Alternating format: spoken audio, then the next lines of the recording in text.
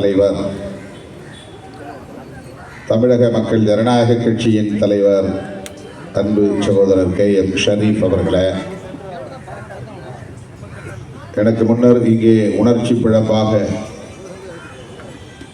உரையாற்றி அமர்ந்திருக்கிற தமிழக வாழ்வுரிமை கட்சியின் தலைவர் சட்டமன்ற உறுப்பினர் அன்பு இளவல் வேல்முருகன் அவர்களே, அண்ணன் கோவை ராமகிருஷ்ணன் அவர்களே,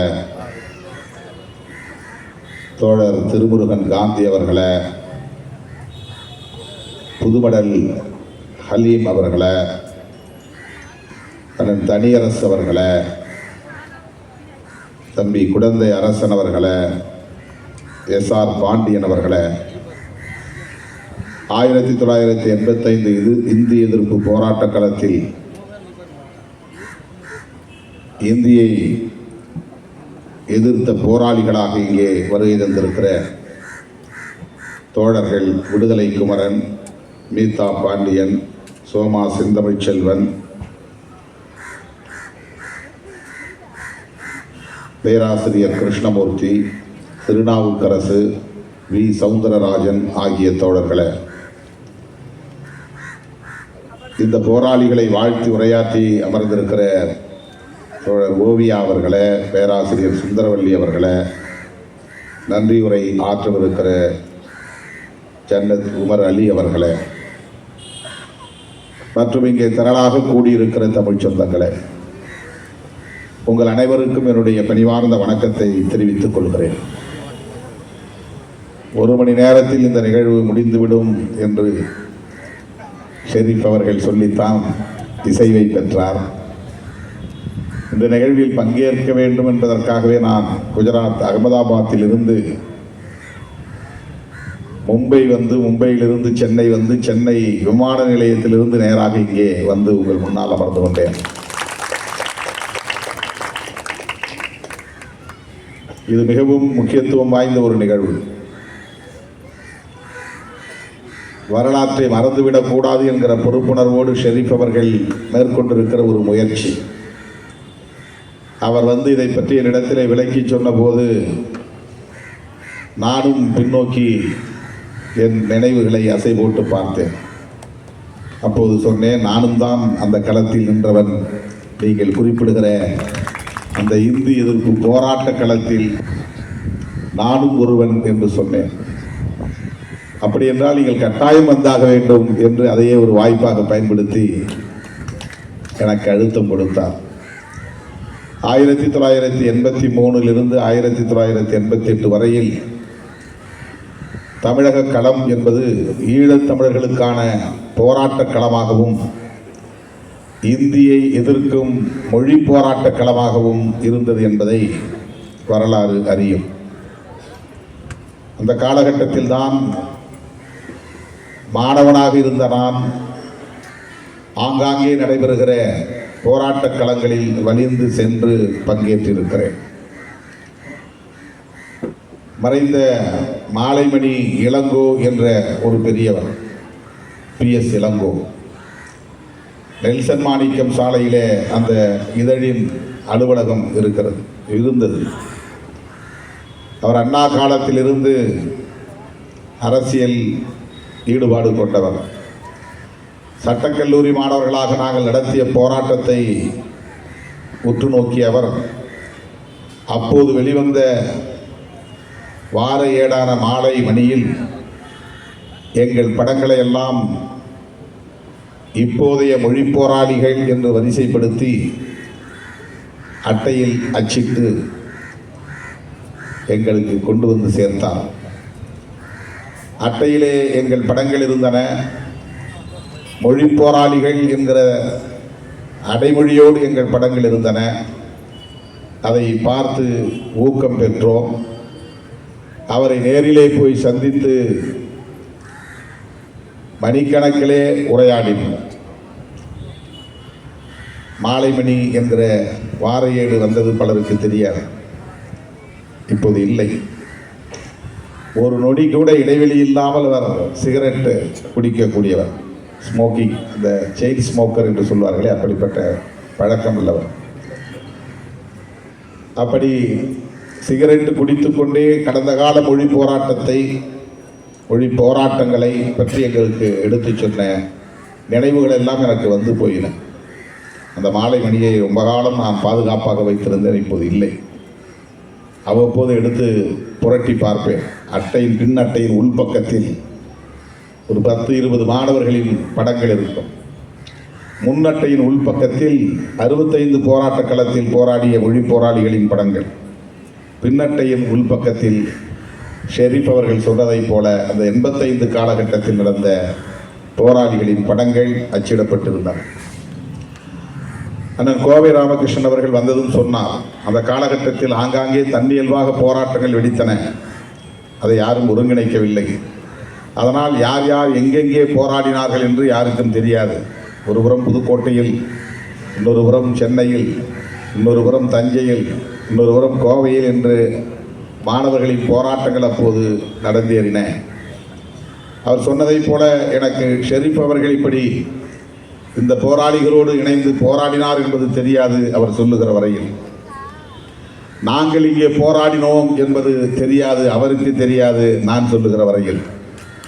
இப்படி இந்த போராட்ட களங்கள் தனித்தனியே நடந்ததால் இந்த வரலாறு அனைவருக்கும் தெரிந்த ஒரு வரலாறாக இல்லை என்பதை உணர்ந்து ஷெரீப் அவர்கள் 1938 முதல் மொழி போராட்டம் என்றால் 1965 இரண்டாவது மொழி போராட்டம் என்றால் 1985 நாம் ஏன் மூன்றாவது மொழி போராட்டம் என்று சொல்லக்கூடாது என்கிற அடிப்படையிலே இந்த நிகழ்வை அவர் ஒருங்கிணைத்திருக்கிறார்.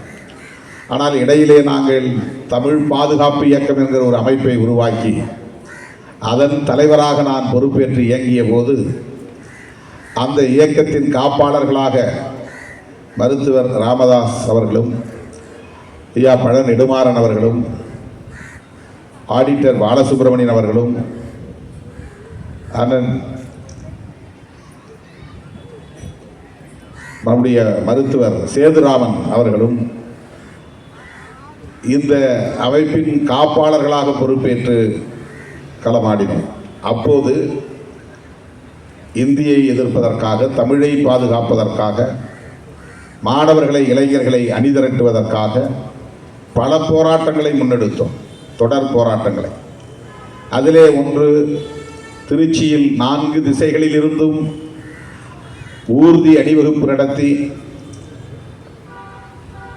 மாபெரும் 3வது மொழிப்போர் மாநாடு நடத்துவதென்று அறிவிப்பு செய்து அதை ஒருங்கிணைத்தோம். கோவையிலிருந்து ஒரு ஊர்தி பயணம், சென்னையிலிருந்து ஒரு ஊர்தி பயணம், புதுச்சேரியிலிருந்து ஒரு ஊர்தி பயணம், தென் மாவட்டங்களில் இருந்து ஒரு ஊர்தி பயணம். புதுச்சேரியிலிருந்து தொடங்கிய பயணம் திருச்சியில் முடிந்தது. அது என்னுடைய தலைமையிலே நடந்தது. அதுபோல 4 திசைகளில் இருந்தும் ஊர்தி பயணம் மேற்கொள்ளப்பட்டு திருச்சிராப்பள்ளியிலே 3வது மொழிப்போர் மாநாடு நடந்தேறியது. இதெல்லாம் இன்றைய தலைமுறைக்கு இந்த வரலாறு தெரிந்திருக்க வாய்ப்பில்லை. ஆகவே இந்த 85 நடந்த போராட்டம் பற்றிய புரிதல் நமக்கு இல்லை. அதனால் திருச்சியிலே நடந்த மாநாட்டை நாங்கள் 3வது மொழிப்போர் மாநாடு என்று அறிவித்தோம். அதை 3வது மொழிப்போர், சொல்ல போனால் அதை 4வது மொழிப்போர் என்று சொல்ல வேண்டும். இந்த நிகழ்வின்படி பார்த்தால் அப்போது எண்ணற்ற பல போராட்டங்கள் நடந்தேறின. அந்த போராட்டங்களை அன்றைக்கு முன்னின்று நடத்தியது திராவிட முன்னேற்ற கழகம் என்பதை யாரும் மறுக்க முடியாது. திராவிட முன்னேற்ற கழகத்தின் மாணவர் அணி.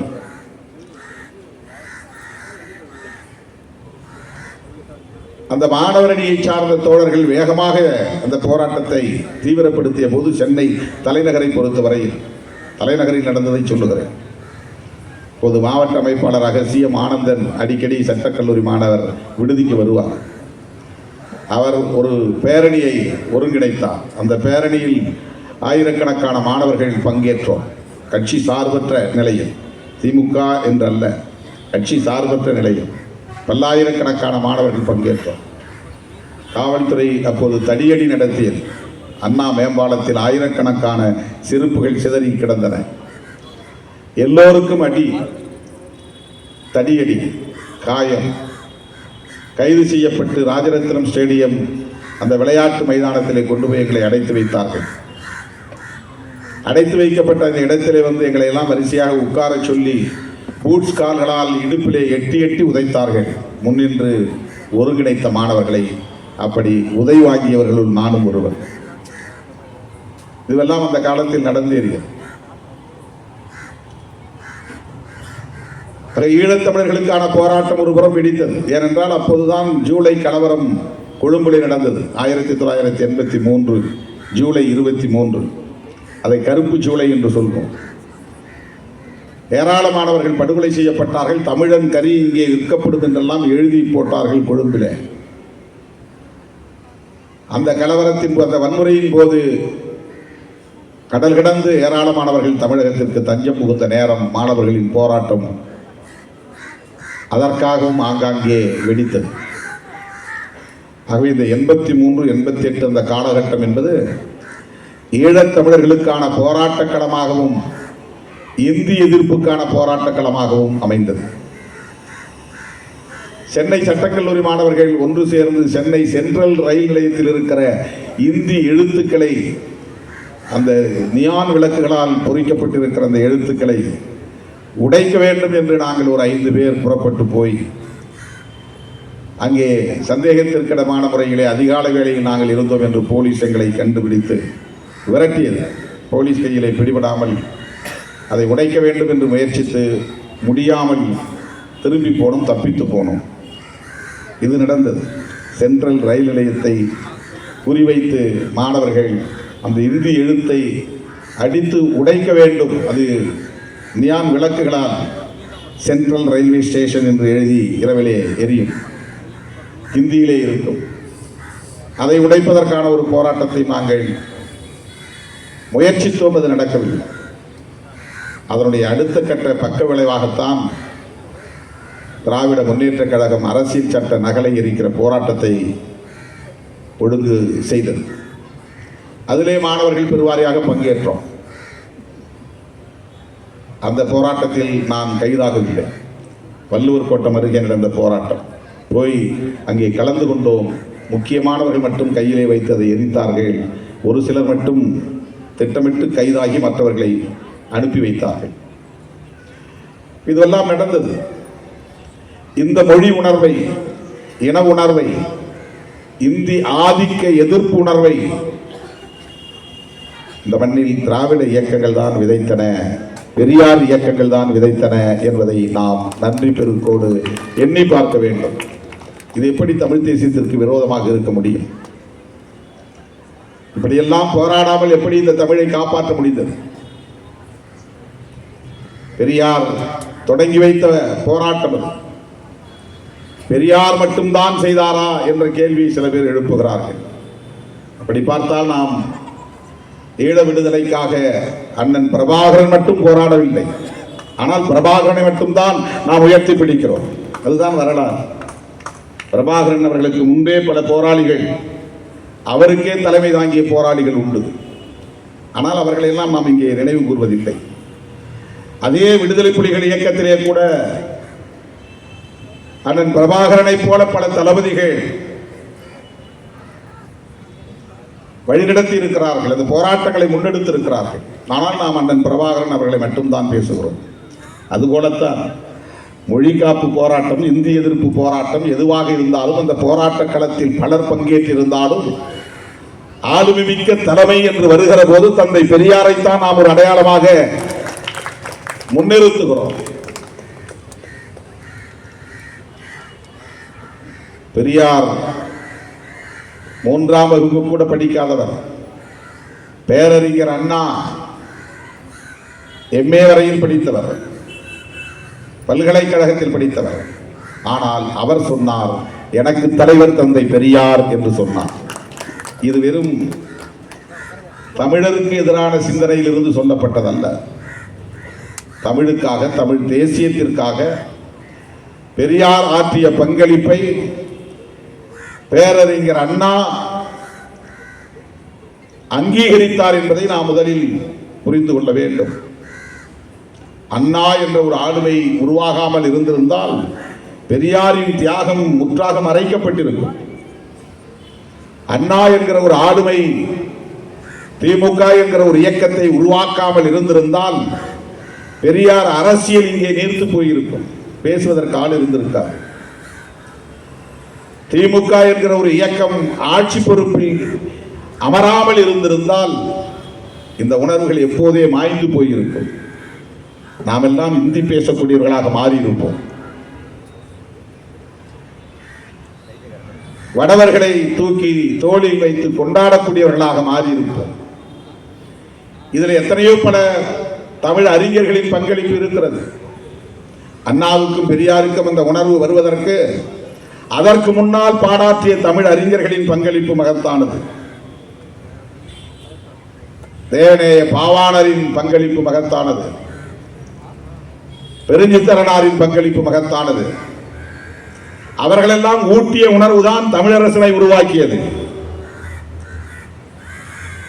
இடதுசாரி இயக்கம் பாட்டாளி வர்க்க விடுதலைக்கான உணர்வை தந்தது என்றாலும் கூட தமிழ்நாடு தனிநாடாக வேண்டும் என்கிற உணர்வை தமிழ் அறிஞர்கள் ஊட்டி வைத்த அந்த தேசிய உணர்வில் இருந்துதான் பெற்றார் தோழர் தமிழரசன். அவருடைய ஆசான் புலவர் கலிய பெருமான். இப்படி எல்லோருக்குமான பங்களிப்பு இருக்கிறது. ஆனால் அவர்கள் அத்தனை பேராலும் ஏற்றுக்கொள்ளப்பட்ட ஒரு ஆளுமைதான் தந்தை பெரியார் என்பதை நாம் மறந்துவிடக் கூடாது.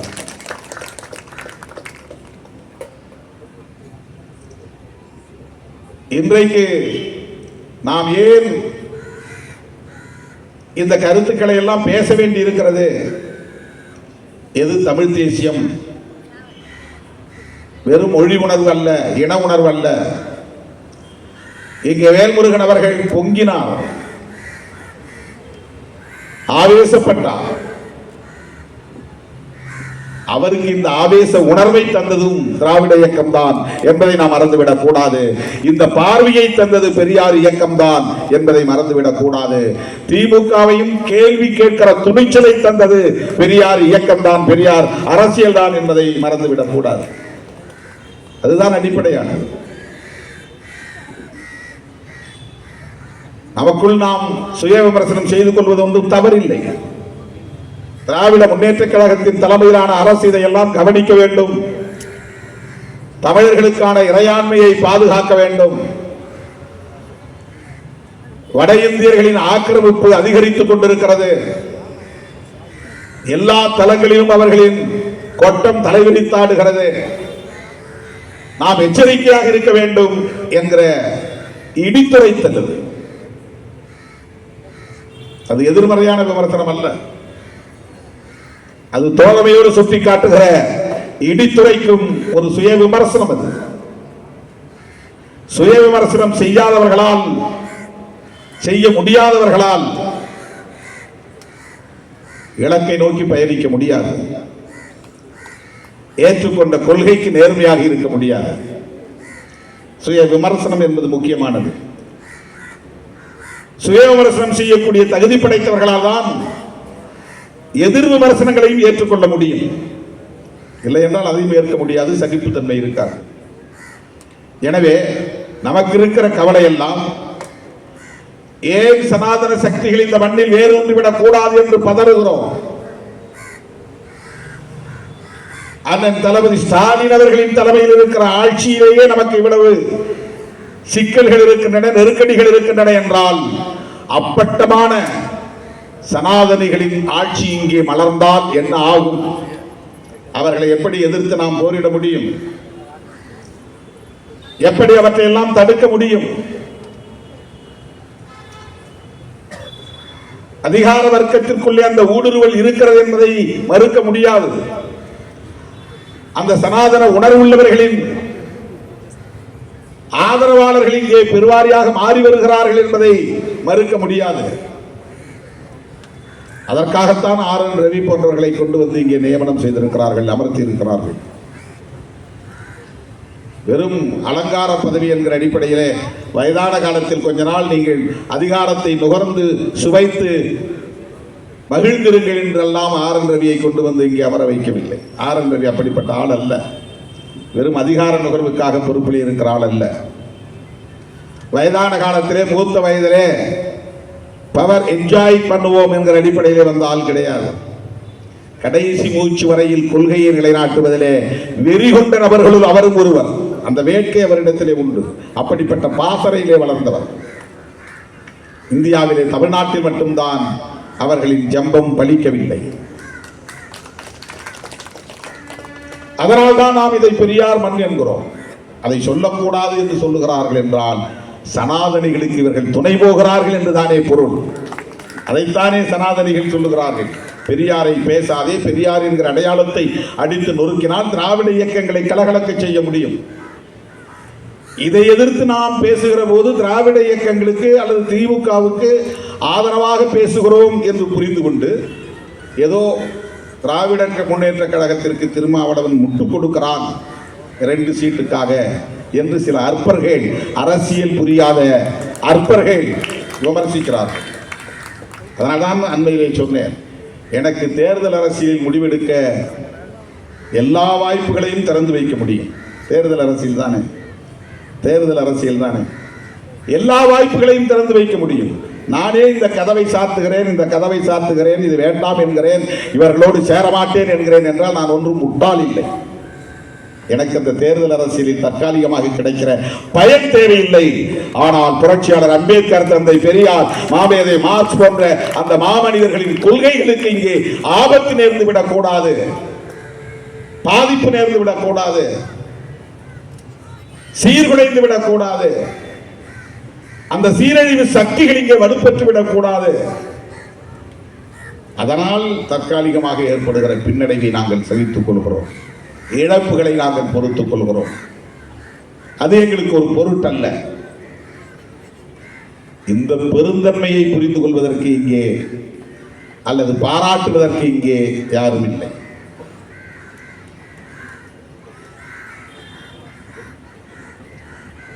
இது எதுவும் பேரத்திற்கான அரசியல் பேசும் காலம் இல்லை. மிகவும் ஆபத்தான காலத்தில் நாம் இருக்கிறோம். வக்ஃபு திருத்த சட்டத்தை பற்றி இங்கே பேசினார். ஒவ்வொன்றும் அவர்கள் ஏற்கனவே எழுதி வைத்த செயல் திட்டங்களை திட்டமிட்டவாறு நிறைவேற்றிக் கொண்டே வருகிறார்கள், டிக்கெடித்துக் கொண்டே வருகிறார்கள். அஜெண்டாவில் ஷெட்யூல் பண்ணிய ஒவ்வொன்றையும் அவர்கள் டிக்கெடித்துக் கொண்டே வருகிறார்கள். அதிலே ஒன்றுதான் வக்ஃப் திருத்த சட்டம். அது இஸ்லாமியர்களுக்கு எதிராக செய்யப்படுகிற ஒன்றாக நாம் பார்க்கிறோம்.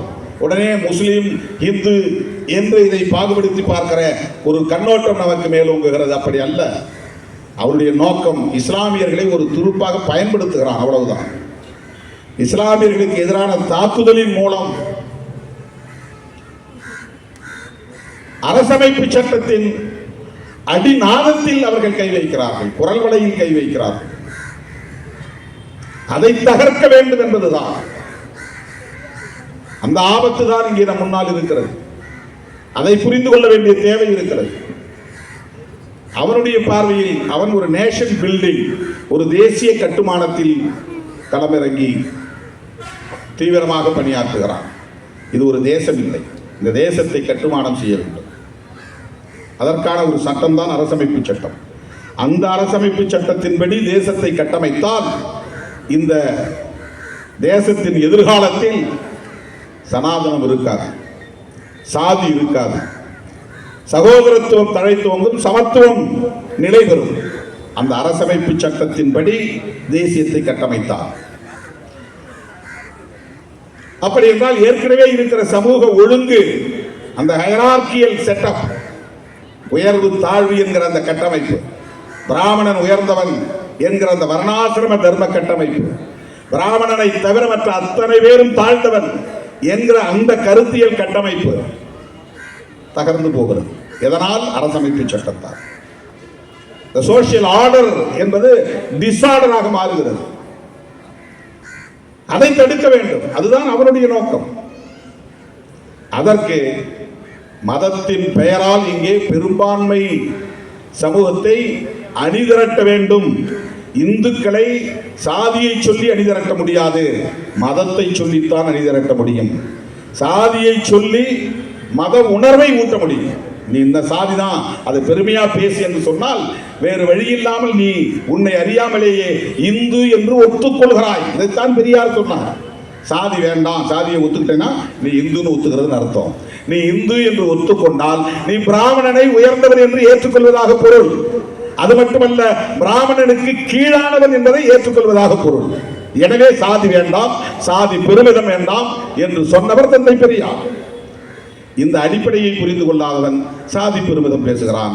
சாதி பெருமிதம் பேசுகிறவன் தன்னை அறியாமலேயே அவன் இந்து என்று ஒத்துக்கொண்டு பிராமணனுக்கு அடிமை என்று எழுதி கொடுக்கிறான். இந்த வர்ணாசிரம தர்மத்திற்கு அடிமை என்பதை ஏற்றுக்கொள்கிறான். இதுதான் அவனுக்கு சாதகம்.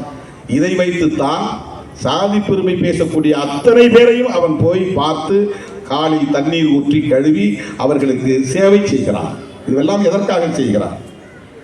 இந்தியாவுடைய உள்துறை அமைச்சராக 10 ஆண்டு காலத்திற்கு மேலாக இருக்கக்கூடிய மிக உயர்ந்த பொறுப்பிலே அதிகாரம் வகிக்கக்கூடிய கோடோச்சக்கூடிய அமித்ஷா சாதாரணமான ஒரு சிறிய சமூகத்தின் இல்லத்திற்குள்ளே நுழைந்து அந்த வீட்டு பிள்ளையின் காலடியை தொட்டு அவன் தண்ணீர் விட்டு கழுவி சுத்தம் செய்கிறான், சேவை செய்கிறான் என்று சொன்னால் அதனுடைய நோக்கம் என்ன? அதெல்லாம் மக்கள் சேவை என்று பொருளா? சமத்துவம் என்று பொருளா? அதை செய்யக்கூடியவர்கள் சமத்துவமே எங்கள் கோட்பாடு என்று சொல்லட்டுமே, சகோதரத்துவமே எங்கள் கோட்பாடு என்று சொல்லட்டுமே, சாதியை ஒழிப்போம் என்று சொல்லட்டுமே. சொல்ல முடியாது. அதுவெல்லாம் அவர்கள் ஒவ்வொரு சாதியையும் அங்கீகரித்து மைக்ரோஸ்கோபிக் மைனாரிட்டி, அவன் தனித்தனியா 4 பேரா இருந்தாலும் உன் சாதி பெருமையை நீ பேசு, 40 பேரா இருந்தாலும் உன் சாதி அடையாளத்தை இழந்து விடாதே. இந்த சாதி உணர்வை தினந்தோறும் ஊட்டிக்கொண்டே இருந்தால் மத உணர்வு உருவாகும். கிறிஸ்தவனுக்கு பைபிளை சொன்னால் மத உணர்வு வந்துவிடும், முஸ்லீமுக்கு குரானை சொன்னால் மத உணர்வு வந்துவிடும். ஆனால் இந்துக்கு அப்படி எந்த ஒரு பொது வேதமும் இல்லை, சொல்ல முடியாது. பொது அடையாளம் இல்லை, பொது தலைவன் இல்லை, பொதுவான ஒரு வரலாறு இல்லை. ஆகவே ஒவ்வொரு சாதியையும் தனித்தனியே ஊக்கப்படுத்தினால் இந்து என்கிற உணர்வு மேலோங்கும். இந்து பெரும்பான்மை வாதம் இங்கே நிலை பெற்றுவிடும். இந்து பெரும்பான்மை வாதம் நிலை பெற்றுவிட்டால் அவனே தொடர்ந்து ஆட்சியில் இருப்பான். அவனுடைய ஆட்சியை தொடர்ந்து தக்க வைத்துக் கொள்ள முடியும் என்கிற நிலை வந்தால் அவனுடைய அல்டிமேட் எய்ம் இந்து ராஷ்டிரா என்கிற அந்த இறுதி இலக்கை அறிவிப்பான்.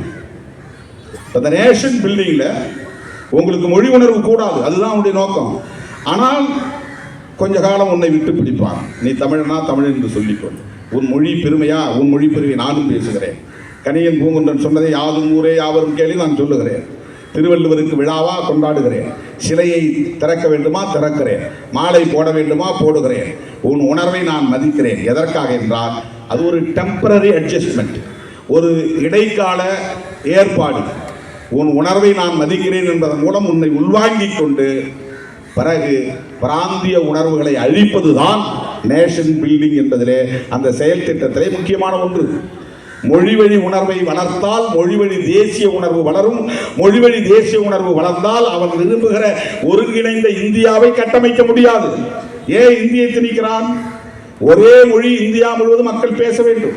காலப்போக்கிலே தமிழை மறக்க வேண்டும். இப்போது மறை என்று சொன்னால் மறக்க மாட்டான். இப்போது இந்தியிலே மட்டுமே படி என்று கட்டாயப்படுத்தினால் பிரச்சனை வரும். ஆகவே நீ உன் மொழியையும் படிச்சுக்கோ, இந்தியையும் படிச்சுக்கோ. ஏன் இது தொடர்ந்து நடக்கிறது? காங்கிரஸ் ஆட்சி காலத்திலும் இது நடந்தது. நேஷன் பில்டிங், தேசத்தை கட்டுகிறான். ஒரே மொழி, ஒரே கலாச்சாரம். அப்பதான் தமிழ்நாடுங்கிற தனிநாடு உணர்வு இருக்காது. பஞ்சாப் காலிஸ்தான் என்று பேச மாட்டான். வட இந்திய மாநிலங்கள், வடகிழக்கு இந்திய மாநிலங்கள் நாங்கள் தனி இனம் என்று சொல்ல மாட்டான்.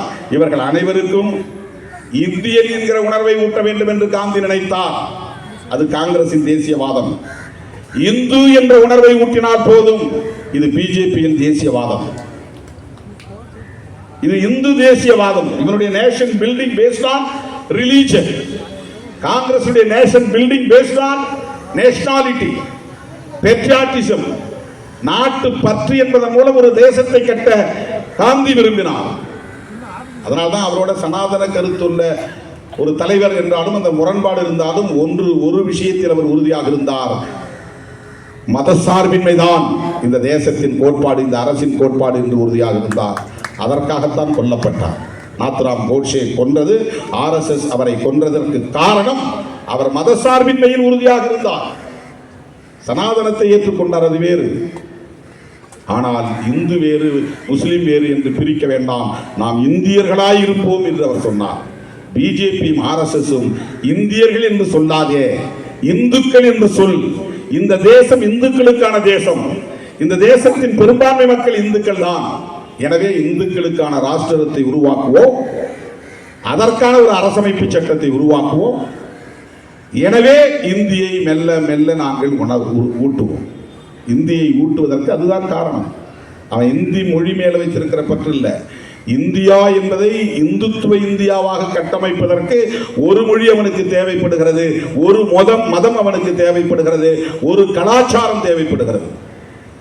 பல மொழிகளையும் நீங்கள் ஊக்கப்படுத்தி தனித்தனியே தேசியவாதம் வளர்ந்து விட்டால், மொழி வழி தேசியவாதம் வளர்ந்து விட்டால் அவன் விரும்புகிற இந்தியாவை கட்டமைக்க முடியாது. இது பெரிய முட்டுக்கட்டையாக வந்து நிற்கும்.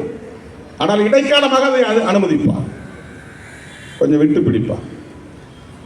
பெரியாரை பேசினால் தமிழ் தேசியமும் பேசும், பெரியாரை விமர்சித்தால் தமிழ் தேசியத்தையும் அனுமதிப்போம். அவனுக்கு இங்க பெரியாருங்கிற ஐக்கியம் உடைக்கணும். அதனால்தான் நான் சொன்னேன், திமுகவை அழித்து விட்டால் திராவிடத்தையே அழித்து விடலாம் என்று சில பேர் கனவு காணுகிறார்கள். அதை ஒருபோதும் விடுதலை சிறுத்தைகள் அனுமதிக்காது என்று சொன்னேன். அதற்கு பொருள் திமுகவை அழிக்க விட மாட்டோம் என்று பொருள் அல்ல. திமுகவை தற்காத்துக் கொள்வதற்கு திமுகவுக்கு தெரியும், திராவிடம் என்கிற அரசியல் ஆரியத்திற்கு எதிரானது, சனாதனத்திற்கு எதிரானது, சமூக நீதிக்கானது. அந்த திராவிடம் என்கிற அரசியலை பெரியாருக்கு முன்னரே 50 ஆண்டுகளுக்கு முன்னரே அறிமுகப்படுத்தியவர் பண்டிதர் அயோத்திதாசர், அவருக்கு முன்னரே ரெவரண்ட் ஜான் ரத்தினம் போன்றவர்கள். இது வரலாறு, திராவிட இயக்க வரலாறு, திராவிட அரசியல் வரலாறு. இந்த புரிதலோடு நாம் களத்திலே நிற்க வேண்டும். வெறும் மொழி உணர்ச்சி, இன உணர்ச்சி எடுபடாது. அது எமோஷன்ஸ். அந்த எமோஷன் ஒரு கட்டத்துக்கு மேல டிஸ்சார்ஜ் ஆகும். வெறும் உணர்ச்சி என்பது கோபப்பட்ட உடனே உணர்ச்சி குறைஞ்சினா அப்புறமா அண்ணன் தம்பி கேட்டுக்கணும். ஏன்னா எமோஷன் டிஸ்சார்ஜ் ஆச்சுன்னா மறுபடியும் நீ பழைய நிலைக்கு திரும்பிடுவேன், மந்தமாயிடுவோம். கொள்கை அப்படி அல்ல. அது திரும்ப திரும்ப கொழுந்து விட்டு எரிந்து கொண்டே இருக்கும். அது ஒரு ஊழி தீ மாதிரி.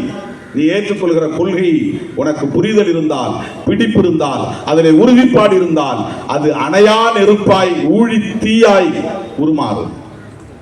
அதுதான் முக்கியமானது. ஆகவே ஆரியம் என்கிற சனாதனத்தை, வர்ணாசிரம தர்மத்தை எதிர்ப்பதுதான் இந்திய எதிர்ப்பு போராட்டம். இந்திய எதிர்ப்பு போராட்டம் வெறும் தமிழ் பாதுகாப்பு போராட்டம் இல்லை. இந்திய எதிர்ப்பு போராட்டம் என்பதும் சனாதன எதிர்ப்பின் இன்னொரு வடிவம், ஆரிய எதிர்ப்பின் இன்னொரு வடிவம். ஒற்றை மொழி என்கிற மேலாதிக்கத்தை, மோனோபோலைசேஷன் என்கிற அந்த ஏகாதிபத்தியத்தை எதிர்க்கிற ஒரு போராட்டம். அவர்கள் வசிக்கக்கூடிய மாநிலங்களில் 3 மொழி கொள்கை கிடையாது. அவன் ஒரே மொழி தான் பேசுறான், ஒரே மொழி தான் படிக்கிறான். ஆங்கிலம் கூட படிக்க தெரியாது. ஒரு மந்திரிக்கு கூட நம்ம ஆங்கிலத்தில் பேசுறோம்னா நாம பேசுற ஸ்போக்கன் இங்கிலீஷே அவனுக்கு புரியல. நாம பேசுற ஸ்போக்கன் இங்கிலீஷே அவனுக்கு புரிய மாட்டாது. இங்கிலீஷ் எந்த மந்திரியும் இங்கிலீஷ்ல பதில் சொல்றதே கிடையாது. நம்ம போய் அதிக அமைச்சர்களை தனியாக பார்த்து பேசும்போது அவங்க ஹிந்தியில தான் பேசுறாங்க. கூட இருக்கிற செக்ரட்டரிஸ் தான் எங்களுக்கு இங்கிலீஷ்ல மாற்றி சொல்றாங்க. ஏன்னா வட இந்திய மாநிலங்களில், குறிப்பா இந்தியை தாய்மொழியாக கொண்ட மாநிலங்களில், அதுல இன்னொரு முக்கியமான தெரிஞ்சுக்கணும், இந்திங்கிறது ரொம்ப கம்மியான மக்களால் பேசப்பட்ட மொழி. ஆனால் வெவ்வேறு மொழிகள் பேசக்கூடிய அந்த பூர்வீக குடிகளின் மீது இந்தியை திணித்து அவர்களின் தாய்மொழியை அவர்கள் மறந்து விட்டார்கள். போஜ்புரின்னு ஒரு மொழி, மைதிலின்னு ஒரு மொழி, கடுவாலின்னு ஒரு மொழி, உத்தரகாண்டில் கடுவாலி அந்த மொழியினுடைய பெயர். அதெல்லாம் இப்போ யாரும் மக்கள் வெறும் பேச்சு வழக்காக இருக்குது, அது யாரும் படிக்கிறதே இல்லை. இப்போ அந்த மொழியெல்லாம் அழிந்துதான் இந்தி பேசக்கூடிய மக்களின் எண்ணிக்கை பெருகிவிட்டது என்று சொல்லுகிறார்கள். இப்போ மத்திய பிரதேச மகாராஷ்டிராவில் இந்தி திணிப்பை எதிர்த்து போராடக்கூடிய உணர்வு இப்போ தமிழ்நாட்டை பார்த்து எங்களுக்கும் அந்த உணர்வு வந்துவிட்டது என்று சொல்லக்கூடிய நிலை உருவாகி இருக்கிறது. ராஜஸ்தானுடைய சட்டமன்றத்தில் இந்தியை எதிர்த்து பல சட்டமன்ற உறுப்பினர்கள் பேசியிருக்கிறார்கள், இந்தி திணிப்பை எதிர்த்து பேசியிருக்கிறார்கள். தோழர்களே, இது மொழி அடிப்படையிலான போராட்டம் அல்ல. இது ஒரு இனத்தின் கலாச்சாரத்திற்கு இடையிலே நடக்கிற, ஆரிய கலாச்சாரத்திற்கும் இந்த மண்ணின் பூர்வீக குடிகளின் கலாச்சாரத்திற்கும் இடையில் நடக்கிற ஒரு யுத்தம் இது.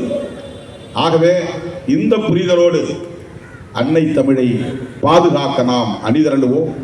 1985 உங்களைப் போல் இந்த இந்திய எதிர்ப்பு போராட்ட களத்தில் பங்கேற்றவன் என்கிற முறையில் அந்த உரிமை உணர்வோடு உங்கள் அனைவரையும் நான் பாராட்டுகிறேன், வாழ்த்துகிறேன். இந்த போராட்டம் இன்னும் தொடரும், தலைமுறையாக தொடரும். இந்த நெருப்பை அடைகாக்க வேண்டிய பொறுப்பு நமக்கு இருக்கிறது, அடுத்த தலைமுறையிடம் ஒப்படைக்க வேண்டிய பொறுப்பு இருக்கிறது என்பதை சுட்டிக்காட்டி வாய்ப்புக்கு நன்றி கூறி முடிக்கிறேன். நன்றி, வணக்கம்.